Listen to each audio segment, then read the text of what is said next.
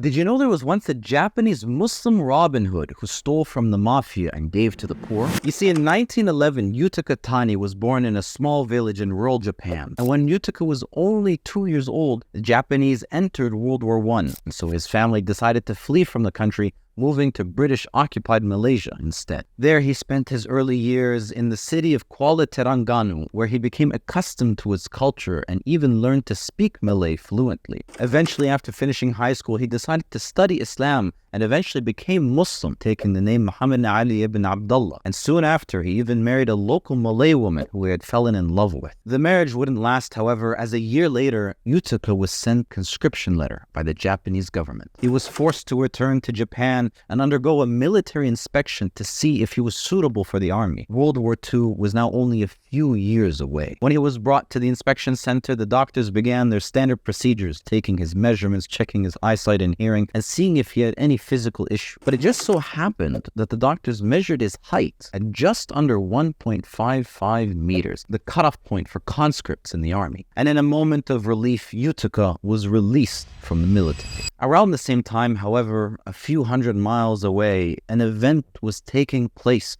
that would directly affect him in only a few years' time. Somewhere in northeast China, rogue elements within the Japanese army planted a bomb along a section of railway track. And at the time, that train line was owned by a Japanese company and served as a base for Japanese military and intelligence operations in the region. The device was soon detonating, causing almost no damage to the tracks and barely even disrupting rail services at all. But it was enough for the Japanese army to accuse the Chinese of sabotage. And soon after, they began a war of conquest in the region.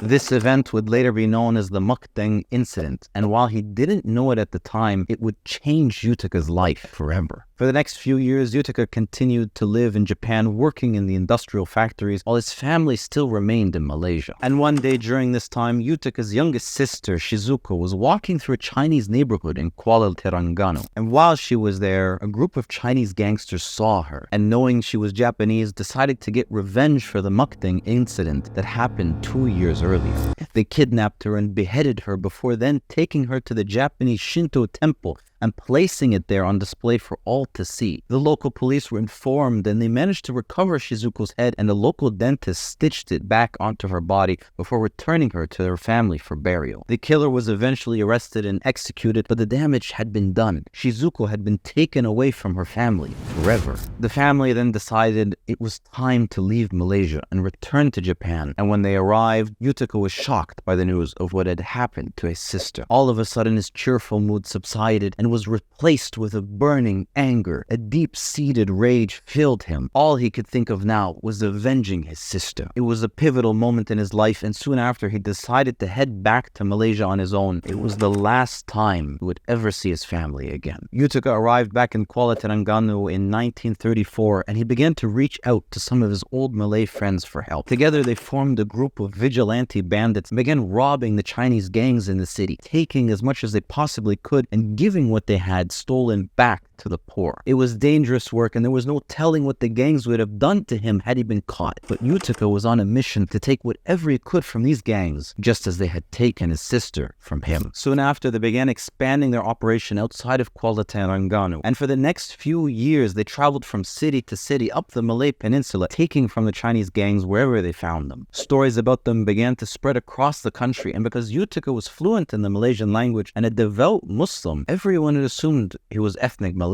They even gave him the nickname Harimau, the Malay word for tiger. However, at some point he had crossed the border into southern Thailand, where he was arrested and spent 2 months in prison. And that's when news of him being Japanese got out. It was now 1941. World War II had already broken out in Europe, and war was now spreading into East Asia. The Japanese felt threatened by the British presence in Malaysia and had their own plans to occupy the region. And when they learned that one of their own had been wreaking havoc among the Chinese gangs in Malaysia and that he was now stuck in a Thai prison, they sent an agent to Thailand and bailed him out. The Japanese agent then managed to help Yutaka find his old bandit group, and they were convinced that the Japanese were there to help them against the British oppressors, and so they began to work as saboteurs for the Japanese military. The British had one of their main airfields in the region near a town called Jitra in the northern part of the Malay Peninsula. Anticipating a Japanese attack, they began constructing a fortified area called the Jitra Line. Yutaka and his group of bandits decided to disguise themselves as construction workers and split up into groups of two. Each team went to work covertly sabotaging the construction site, destroying equipment and throwing away construction materials. It was a simple operation, but it delayed the construction of the British defenses. And when the Japanese began their assault on the air bases, the British were unable to defend themselves. Soon after, the British began a retreat from the peninsula, and they planted bombs on bridges and key infrastructure after crossing them. Several times, Yutaka was sent on a mission to disarm these bombs, risking his life to save civilians who would have been otherwise caught in the explosions. But these would be Yutaka's final missions, as he was soon infected with malaria. And on March 6, 1942, at the age of 30, he finally passed away. Till this day, the Japanese still remember him as a war hero who helped them defeat the British. But to the Malays and the rest of the Muslims, he was so much more. He will always be remembered as the Muslim Robin Hood from Japan, taking from the corrupt gangs and giving to the poor and the needy people of Malaysia. Like it fall for more,